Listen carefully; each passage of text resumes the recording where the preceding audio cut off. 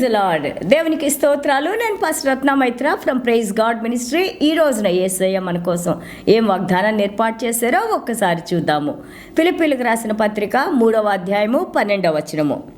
ఇదివరకే నేను గెలిచితినని అయినను, ఇదివరకే సంపూర్ణ సిద్ధి పొందితినని అయినను నేను అనుకొనటలేదు గాని, నేను దేని నిమిత్తము క్రీస్తు యేసు చేత పట్టబడితినో దానిని పట్టుకొనవలెనని పరిగెత్తుచున్నాను. దేవునికి స్తోత్రాలు. Philippines chapter 3 verse 12.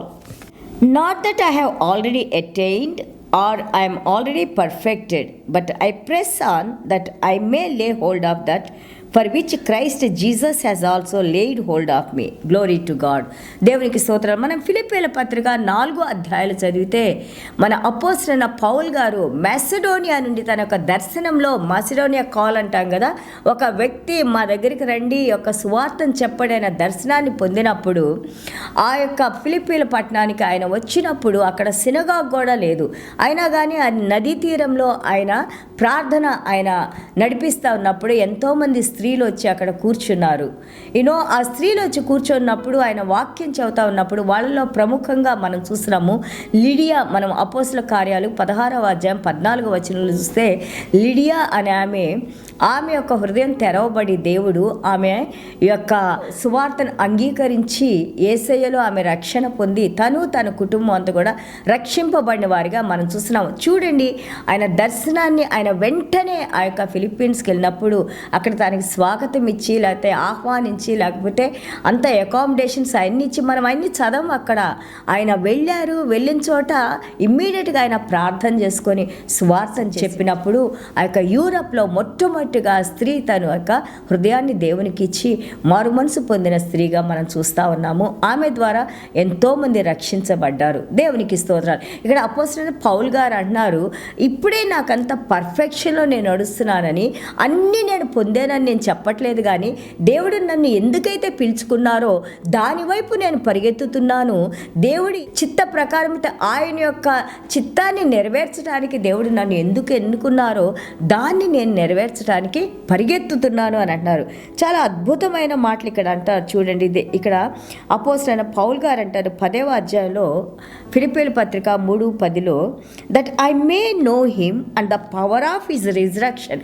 చూడండి, ఇన్ని పత్రికలు రాసి ఎంతగానో దేవునిలో జీవించి దేవుని కోసం ఎంతో భయంకరమైన శ్రమలు పొంది మనం 2వ కొరింథీయులు 11వ అధ్యాయం 22 నుంచి 33 వరకు చూస్తే ఎన్ని రకాలైన శ్రమల్ని అపోస్తలుడైన పౌల్ గారు పొందారు. ఇక్కడ మళ్ళీ ఫిలిప్పీల పత్రిక ఆయన జైల్లో నుంచి రాస్తూ ఉన్నారు. సంకెళ్ళు వేయబడి ఆయన చేతులకి ఎంతో భయంకరమైన పరిస్థితుల్లో రాస్తున్నారు.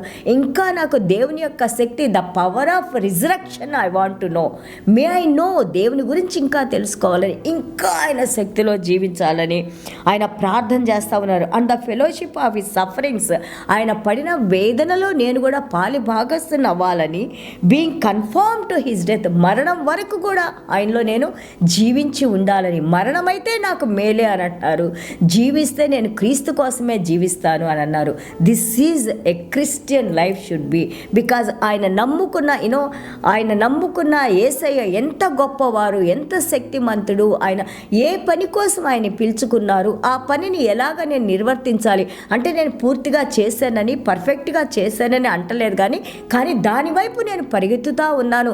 చేతులకు సంకెళ్ళు వేసినా కానీ దేవుని వాక్యానికి సంకెళ్ళు వేయలేరు. So he is writing still to churches, యొక్క సంఘాలకు ఆయన లెటర్స్ రాస్తూ ఉన్నారు. ఆ లెటర్స్నే, సంఘాలకు రాసిన లెటర్స్నే, ఉత్తరాలనే లేదా పత్రికలనే ఈరోజు నువ్వు నేను కూర్చొని దాని ప్రకారం మనం జీవించడానికి, మనకి మార్గాన్ని చూపించడానికి ఎంతో అద్భుతంగా ఈ యొక్క పరలోక రాజ్య జ్ఞానంతో రాయబడిన ఈ పత్రికల ద్వారా మనం ఎంత ఆశీర్వదించబడుతున్నాము. దేవునికి స్తోత్రాలు.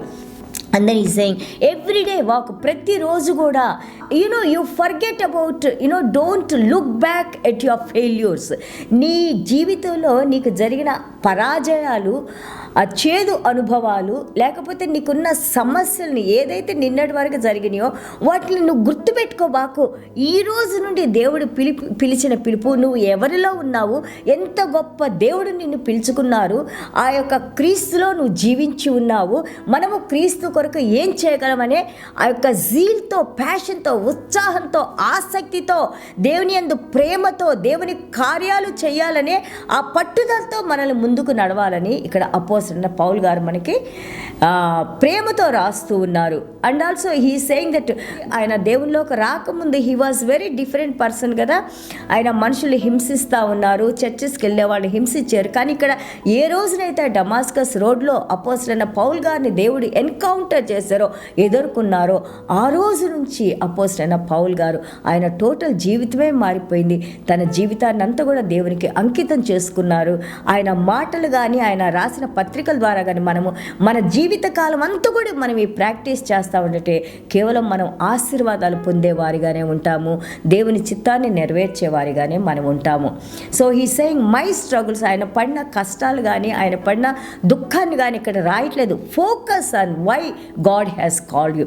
ఎందుకు దేవుడు నిన్ను పిలిచారు, ఆ మార్గంలో చూడు, నీ గమ్యాన్ని చూడు, నీవు ఏ వైపు నడుస్తున్నావో చూడు. ఇరుకు మార్గంలో నడవమని యేసయ్య అన్నారు. విశాలమైన మార్గంలో సంతోషాలు ఉన్నాయి, ఆనందం ఉంది, అన్నీ ఉన్నాయి. కానీ ఆ మార్గం నేను ఎటువైపు తీసుకెళ్తుంది? సాతాను వైపు, నరకం వైపు తీసుకెళ్తుంది.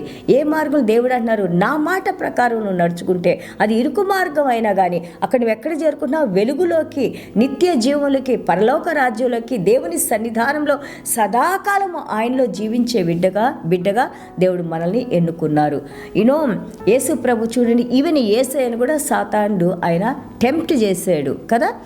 సో అలాంటి సమయంలో కూడా యేసయ్య సాతాను ఓడించారు దేవుని వాక్యంతో. ఈ రోజున మన చేతిలో దేవుడు ఆయన లవ్ లెటర్, ఈ యొక్క దేవుని వాక్యాన్ని, ప్రేమ లేఖని దేవుడు మనకిచ్చారు. వాక్యాన్ని చదువుకుంటా ఉండండి, ధైర్యంగా ఉండండి, దేవునిలో జీవించి ఉండండి, భయపడబాకండి, దేవుని సువార్తను ప్రకటించండి. యేసయ్య ఆ యొక్క రక్షణ మనం చెప్పినప్పుడు ఆ చీకట్లో ఉన్నవారు ఈవెన్ ఒక్క ఆత్మ దేవుని రాజ్యంలో చేర్చబడితే దేవుని రాజ్యంలో ఎంతగానో సంతోషం ఉంటుందని చెప్పి మనం నేర్చుకున్నాము. Let us do the will of the Lord. Let us surrender our lives to Christ. Let us glorify the Lord. God bless you all. చిన్న ప్రార్థన చేసుకుందాం. యేసయ్య మీకు వందనాలు, స్తోత్రాలని. ఎంత అద్భుతమైన జీవితాన్ని అపోస్తలుడు పౌలు గారు ఒక రోల్ మోడల్గా మాకు చూపించారయ్యా. ఇదిగో 1 కొరింథీయులు 11:1 అంటారయ్యా, I imitate Christ, you imitate me. నేను దేవుని పోలి నడుచుకుంటున్నాను, మీరు నన్ను పోలి నడుచుకోండి అని అంటారయ్యా. అలాంటి జీవితాన్ని మాకు ప్రసాదించండి అయ్యా. ప్రభా, ఈ రోజు వరకు నాయనా ప్రభా, ఒకవేళ మా జీవితాలతో నాయనా ప్రభా మిమ్మల్ని బాధించి మీ ప్రజల్ని కష్టపట్టి నాయనా ప్రభా మీకు ఇష్టం లేని కార్యాలు మేము చేసి ఈ యొక్క దారిలో అటు ఇటు కుడికి కానీ ఎడమకు కానీ మేము తొలగిపోయింటే ప్రభా మమ్మల్ని క్షమించి ఈ రోజు నుండి నాయనా ప్రభా మీరు మమ్మల్ని ఎందుకు పిలుచుకున్నారో ఆ పిలుపు ప్రకారం మేము నడవటానికి నాయనా, క్రమశిక్షణలో మేము జీవించటానికి నాయనా, మంచి కార్యాలు మేము చేయటానికి నాయనా, మీ ప్రేమను పంచిపెట్టడానికి నాయనా ప్రభా, మిమ్మల్ని నాయనా ప్రభా మాలో చూపించడానికి ప్రభా మీరు కృప చూపించిన ఆయన. వాక్యం వింటున్న ప్రతి ఒక్క బిడ్డను, వారిని, వారి కుటుంబాలని నాయనా ప్రభా మీ సన్నిధానంతో, మీ వెలుగుతో తండ్రి ప్రభా ప్రార్థనలు వినినైనా, ఆ ప్రార్థనలకు జవాబులు పొందినైనా, మీ కార్యాలు వారి జీవితాల్లో జరిగినైనా ప్రభా మిమ్మల్ని మహింపరిచే కుటుంబాలుగా మా అందరినీ దీవించి నడిపించమని యేసయ్య దివ్యమైన నామములో తండ్రి ఆశీర్వదించి ప్రార్థన చేస్తున్నాం తండ్రి. Amen. God bless you all.